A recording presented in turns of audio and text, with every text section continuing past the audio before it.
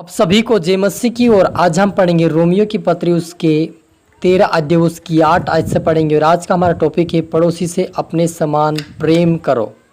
तो यहाँ पर लिखा है, आपस के प्रेम को छोड़ और किसी बात में किसी के कर्जदार ना हो, क्योंकि जो दूसरों से प्रेम करता है उसी ने व्यवस्था को पूरी की है। क्योंकि यह कि व्यभिचार ना करना, हत्या ना करना, चोरी ना करना, लालच ना करना और इनको छोड़ और कोई भी आज्ञा हो तो सबका सारांश इस बात में पाया जाता है कि अपने पड़ोसी से अपने समान प्रेम रख। हालेलुया। आइए हम मिलकर प्रार्थना करें। धन्यवाद मेरे यीशु राजा, मेरे प्रभु जी, मेरे पिता, आज के वचन, आज के कलाम से प्रेरित आप हर एक से बातें करें प्रभु जी। आज का वचन हर एक के जीवन में 100 गुना फैलाए प्रभु जी। आज का वचन सुनकर पिता हर एक के जीवन में पिता एक दूसरे के प्रति प्रेम जगने पाए और प्रेम के वारिश बने पिता। ऐसा होने दे परमेश्वर पिता, एक दूसरे प्रेम करे मेरे पिता। हर एक तरह आत्मा सौंपते प्रभु जी। प्रार्थना सुन आशीष के धन्यवाद मेरे पिता। ये प्रार्थना दुआ यीशु तेरे मीठे मधुर नाम से मांगते हैं, आमीन। तो मेरे अजीजों, यहाँ पर हमने पढ़ा रोमियो 13 अध्याय उसकी 1 आयत से पढ़ा कि आपस के प्रेम को छोड़ और किसी बात में कर्जदार ना हो, क्योंकि जो दूसरों से प्रेम कर रखता है उसी ने व्यवस्था को पूरी की है।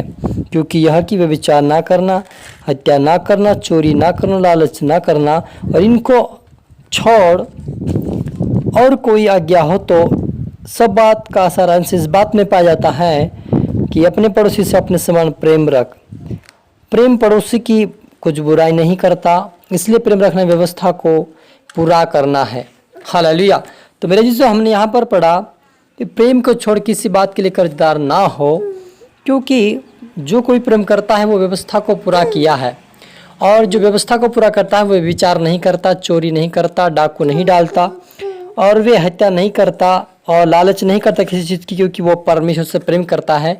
और जो कोई लालच करता है, चोरी करता है, वो दूसरों को घात भी कर सकता है। यदि उसको चोरी करने का समय आया है और कोई उसके सामने आया तो वो उसको चोरी करने के लिए उसको घात कर सकता है। इसलिए परमेश्वर कहता है कि जो चोरी नहीं करता, जो पाप नहीं करता, बुराई नहीं करता, व्यवस्था को पूरी करता है। और जो प्रेम करता है वो व्यवस्था को पूरी करता है।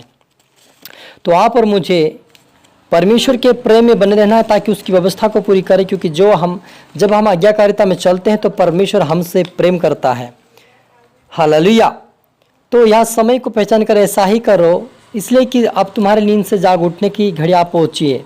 परमेश्वर यहाँ पर कहता है कि तुम्हें एक दूसरे से प्रेम करना चाहिए और प्रार्थना करना चाहिए। तुम्हें सोते नहीं रहना चाहिए, तुम्हें जागना चाहिए, तुम्हें चोरी छोड़ाना चाहिए, पाप छोड़ना चाहिए, बुराई छोड़ना चाहिए, ताकि हम परमेश्वर की व्यवस्था को पूरी कर सके। मेरे अजीजों, यहाँ पर प्रभु यीशु मसीह का वचन कहता है।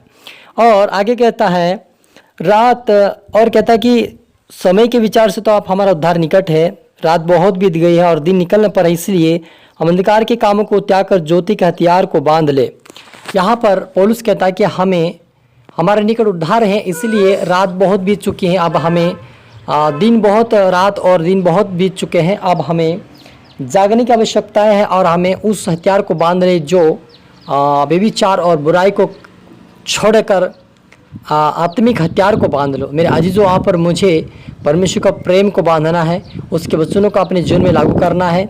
ये हमारी हथियार आत्मिक हथियार है और हमारे जीवन में ज्योति लाता है। क्योंकि जब हम व्यवस्था को पूरी करते हैं तो हमारे जीवन से सारे पाप दूर हो जाते हैं और हम पवित्रता का जीवन जीकर उस खुदावन की इच्छाओं को पूरी करते हैं। तो यहाँ पर मुझे जाग उठने की घड़ी आ पहुंची। हमें नींद से जागना चाहिए, हमें चोरी छोड़ना चाहिए, हमें पाप छोड़ना चाहिए, हमें बुराई छोड़ना चाहिए, हमें एक दूसरे की निंदा छोड़ना चाहिए और हमें पड़ोसी से प्रेम करना चाहिए, हमें एक दूसरे को माफ करना चाहिए, ताकि हम व्यवस्था को पूरी करके उसके राज्य के वारिस बने। क्योंकि पौलुस यही कहता है कि हमें जागना चाहिए, हमें बुरे और कामों को छोड़कर भलाई करना चाहिए, हमें एक दूसरे से मेल मिलाप करके प्रेम करना चाहिए। और सच में अजीजों, जब हम प्रेम करते हैं, जब हम बुरे काम छोड़ देते हैं और परमेश्वर की इच्छाओं को पूरी करते हैं, तब परमेश्वर आप और मुझसे प्रेम करता है।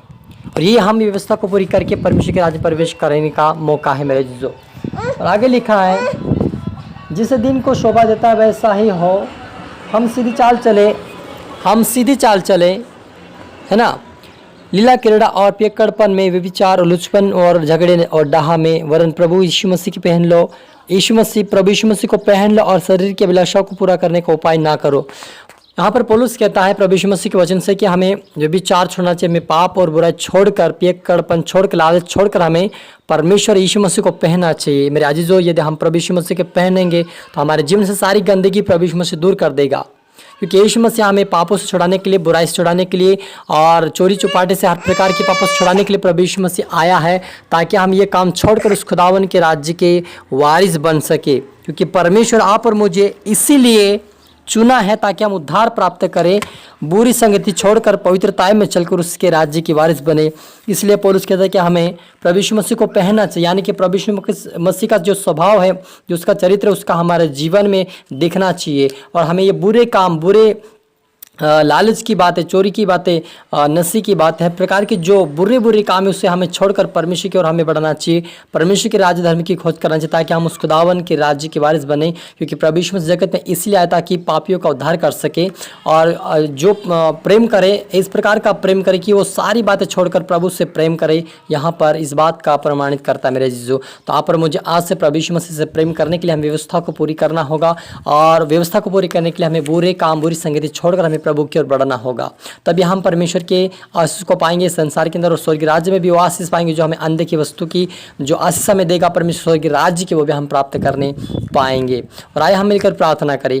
धन्यवाद मेरे परमेश्वर पिता, मेरे प्रभु जी, आज के वचन, आज के कलाम से मेरे पिता, आप हमारी इस हर एक से बात की आपका धन्यवाद प्रभु जी। जितने आपके बेटा बेटे दुख रहे, देख रहे, जो सुन रहे मेरे पिता, उनके जीवन में आज प्रभु उद्धार आए मेरे पिता। आज से वो तेरे मार्ग पे, तेरे वचन पे चलकर तेरे राज्य की वारिस बने पिता। कोई भी भटकना ना पाए, लेकिन आज से प्रभु तेरे मार्ग पे चलकर तेरी इच्छाओं को पूरी करके, व्यवस्था को पूरी करते हुए तेरे राज्य में प्रवेश करे। आसन दे मेरे ईश्वर राजा। प्रार्थना सुना आशीष के धन्यवाद मेरे प्रभु जी।